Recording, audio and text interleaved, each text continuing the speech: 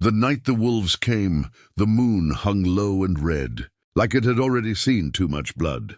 The wind rolled across the plains of New Mexico territory, whispering through dry grass and broken bones of old wagons left to rot by men who never made it west.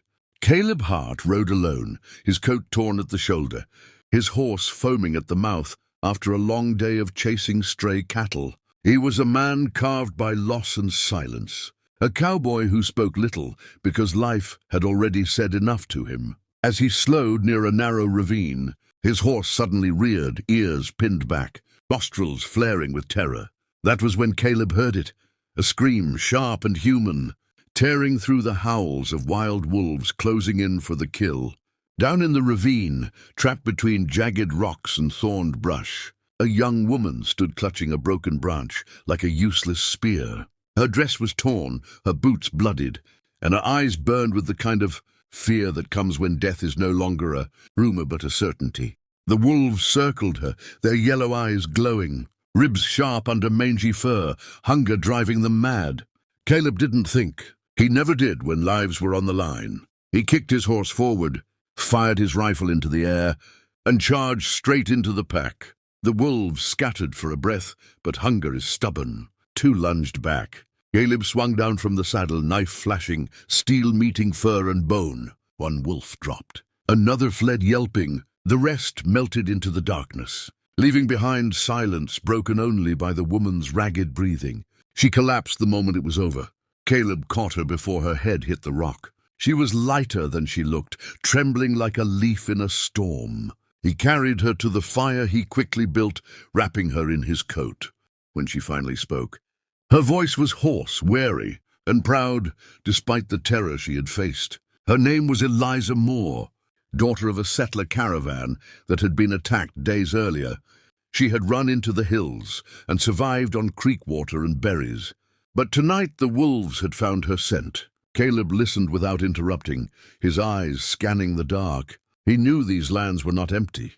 Wolves weren't the only predators. At dawn, hoofbeats thundered across the plain. Not horses, many horses. Caleb stood, hand resting near his gun, as shadows crested the ridge. Apache warriors emerged, faces painted, rifles and bows ready, riding like the wind itself. At their head was a tall man with hard eyes and a scar running from cheek to jaw. He raised his hand, and the riders stopped as one. His gaze fell on Eliza, then on Caleb. When he spoke, his voice was calm, but carried the weight of command. "You saved her," he said. "The wolves were sent by the land. You defied it." Caleb answered honestly, "I saved a life. That's all." The Apache leader dismounted and stepped closer, studying Eliza as if measuring fate itself. "She walked into our hunting ground. She belongs to the land now." He turned. To Caleb, eyes sharp as flint. "And the land says she is under my protection." Then he looked at Eliza and spoke the words that would change everything. "You're mine now." Eliza recoiled, fear flaring again, but Caleb stepped between them without drawing his gun. "She's not property," he said. The Apache leader smiled faintly. "No," he replied. "She is a responsibility. And so are you, Cowboy." The warriors closed in.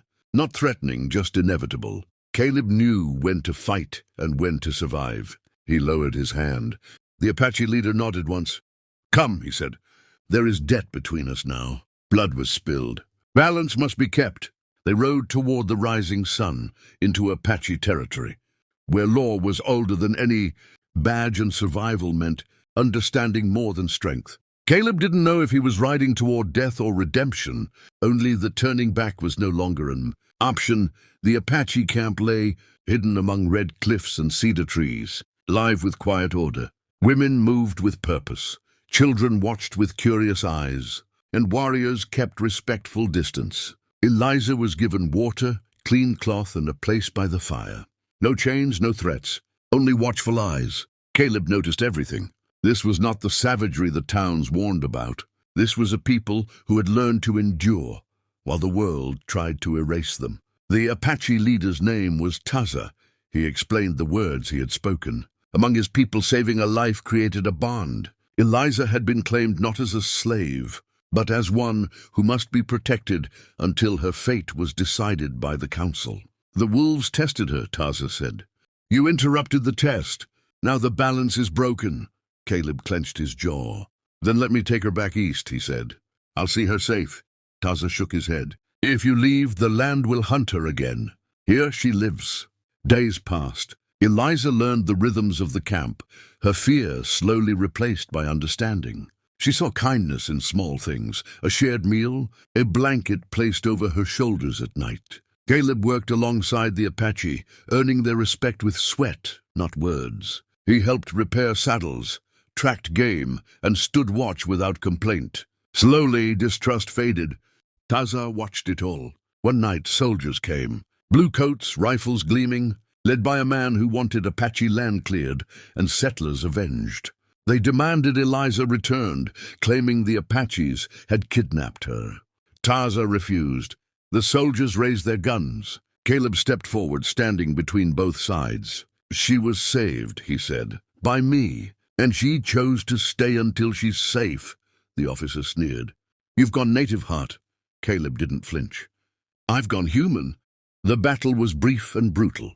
The soldiers retreated, leaving behind their dead and their lies. At dawn, the council met. Eliza spoke for herself, strong and clear. She thanked Taza, thanked Caleb, and asked to be escorted to a mission town far south, where she had distant kin. Taza nodded. "The balance is restored," he said. He turned to Caleb. "You defended what you did not own. That is honor." Then he smiled just once. "You saved her from wolves, and from men who act like them." Caleb rode with Eliza for 3 days, ensuring her safe passage. When they parted, there were no promises, only gratitude. He watched her disappear down the dusty road, then turned his horse back toward the open land. He carried no reward, no claim, only the knowledge that doing right mattered, even when the world told you not to. Caleb Hart rode north alone after leaving Eliza at the mission road, the dust from her horse still hanging in the air like a memory that refused to settle. The land felt different now, not quieter but heavier, as if it were watching him more closely than before. Nights grew colder, stars sharper, and the silence carried voices of things unfinished. He told himself his part was done. He had saved a life, restored a balance, and walked away. But the West never let men leave clean. It always took something back. 3 days into his ride, Caleb found the first sign: burned grass, trampled earth, and a dead crow nailed to a post. Soldiers had passed through, angry and humiliated, looking for someone to blame. He followed the trail without meaning to, the way a river follows gravity. It led him toward Apache territory, toward Taza.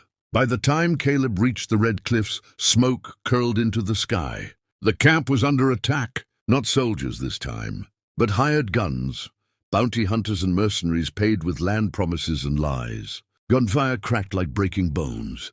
Caleb didn't hesitate. He rode straight into the chaos, rifle barking, dropping a man who aimed at a running child.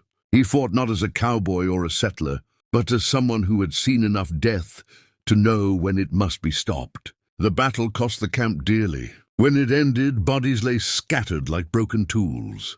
Taza stood wounded but unbowed, blood dark on his sleeve. He looked at Caleb with something close to sorrow. "You should have ridden away," he said. Caleb shook his head. "Couldn't," he replied. "The land wasn't done with me."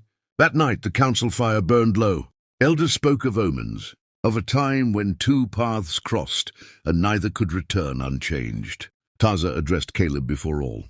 "You saved one life," he said. "Then you saved many. The land remembers such men." He paused, then spoke words rarely offered.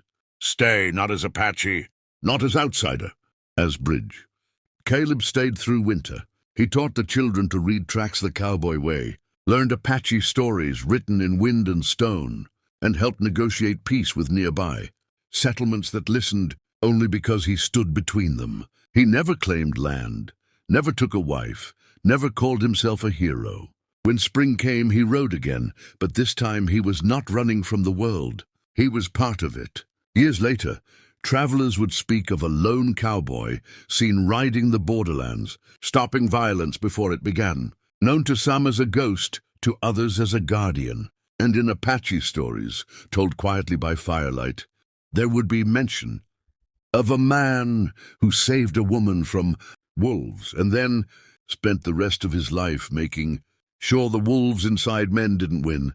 Moral lesson is that saving a life is not a moment, it is a responsibility that echoes forward. True honor is not proven by who you defeat, but by what you protect, and how long you are willing to stand when walking away would be easier.